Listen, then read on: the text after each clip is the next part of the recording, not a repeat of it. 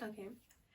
Hello everyone, this is Fazana from Fazana's Law, and in today's video I'll be sharing with you all kind of like an advice video for anyone who's doing the LPC right now and is considering whether they should be doing the LLM part of the module itself. I know that some of us actually plan to do both the LPC and the LLM at the same time because they think that they can just have two qualifications at the same time, but other people just think that LPC is the most important thing, so I'm just gonna go ahead and do that. So initially I remember that when I was doing my LPC in September, I would say 2021, I decided I wanted to do both the LPC and the LLM at the same time, but then I saw that it was becoming way too much for me, especially because some of the exams that I had to do were deferred to other months. So that made me feel like that was deteriorating my progress of actually doing the LLM, because it was a very lengthy piece of work. It was going to be around 10,000 words, I believe, and you had only got 3 months to do it. But unfortunately, or fortunately, at the end of it, I think around June, I decided that I wanted to drop it out, and I only qualified myself with the LPC, which is a legal practice course. So I wanted to share with you all 5 reasons why, in a way, why LLM is not the most important thing when it comes to becoming a qualified solicitor. Because becoming a solicitor, mostly it comes down to the LPC, which is the most important course, as I mentioned before. So I'm not going to jump on the 5 reasons why I feel like the LLM is not the most important. But of course, if you're somebody who wants to do both and is well time managed and knows how to juggle many things at the same time, then go for it. But I didn't want to risk some of these 5 reasons, and these 5 reasons were basically the standout reasons why I decided not to do the LLM at the end, which is basically the master's part of the writing research. It's basically the research bit. So the first reason why I decided not to do the LLM is because it is not a requirement to becoming a solicitor, which I already kind of touched upon with my story. And I've spoken to, I would say, 1 or 2 tutors at the time when they told me that they did not do the LLM at all, or they planned to do it when they was doing the LPC themselves. But then 10 years down the line, when they became a solicitor, that's when they decided to do the LLM, and it was also funded by the law firm that they went.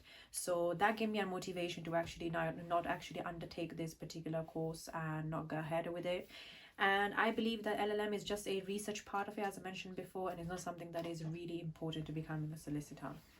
The second reason that I think that the reason why I decided to drop out of the LLM is because it is, first of all, very lengthy, time consuming, and useless. And again, I've already touched upon this, but I believe that the LLM is a research component, so which means that you'll have to sit down, try to understand, find a title or a question that you want to answer, and then you have to sit down, do the research as much as possible, and then write it as much as you can.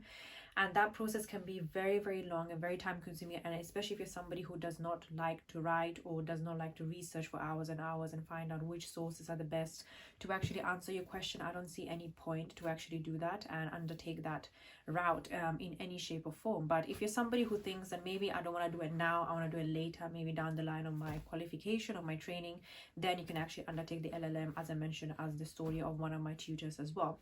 So hence why I decided not to take the LLM, because it's very lengthy, very time consuming, and useless. And many tutors have also told me that if you're going to be doing the LLM, let's say if because of the LLM you fail, let's say 1 or 2 exams, those 2 exams are going to be much more harmful than you failing the LLM in a way, because LLM is a separate qualification in a way. So I did not want to risk failing 1 or 2 exams because of the LLM, because that's not even going to make me a solicitor anyway. So now we jump on to the third reason why I actually decided to drop out of the LLM, which is the master's.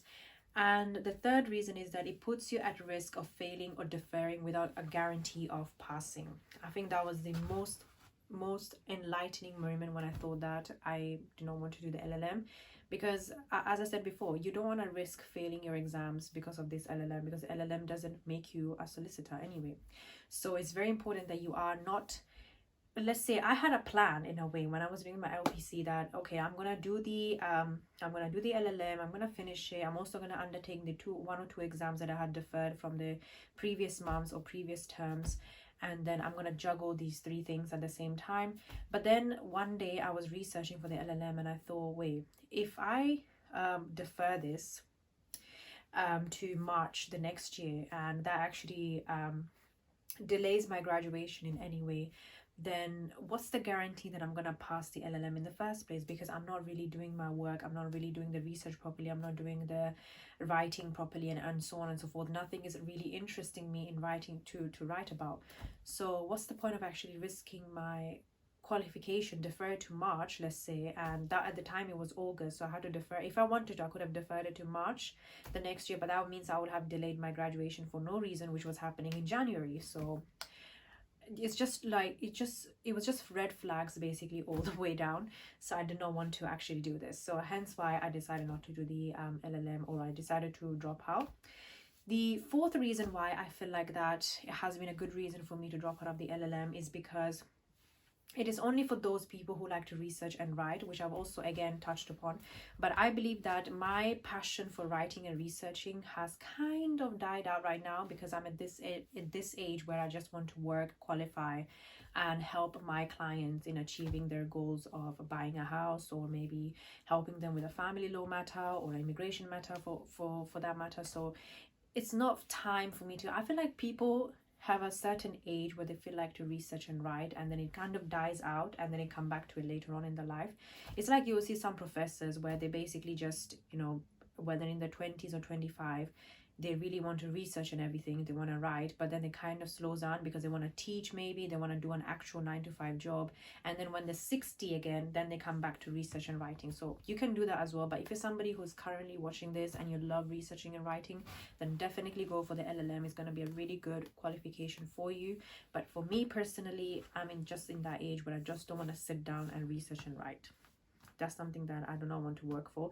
But if you're a student listening to this and you definitely need help with any kind of coursework, essays, and you find that you need some help in any kind of exam, whether that might be law, GCSE, A-level, postgraduate, undergraduate, doesn't really matter to me, you can just always email me at fazanaslaw@gmail.com if you need any kind of tutoring sessions, or you need any kind of help with your writing skills, exam skills, and so on and so forth.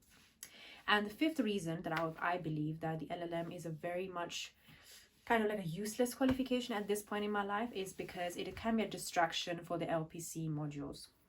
This goes back to the fact that when I was in August last year and I was struggling passing 2 exams that I had failed previously, and in that moment I was thinking that should I prioritize the LLM too, and that moment enlightened me that I should not be prioritizing the LLM, because many teachers have told me I should not never ever neglect the LPC modules just because of my LLM, because LLM I can do it anytime.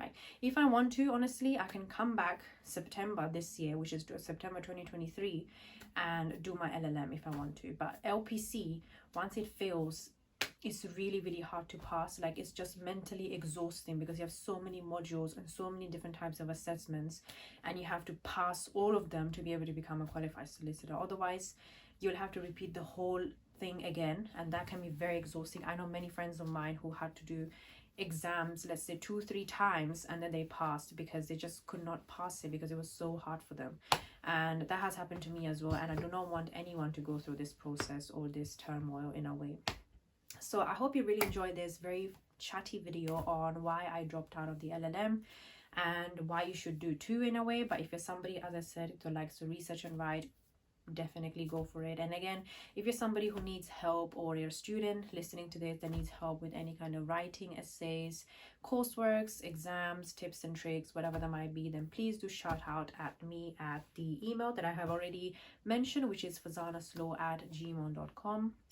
Other than that, please do like, share and subscribe. And if you find this video helpful, then please do share and comment any ideas. Or if you're doing the LLM, where is the title gonna be on? And if you're not doing the LLM, what's the reason that you're not going to? And I'll definitely reply to all kinds of comments. I'll see you guys in my next week's video.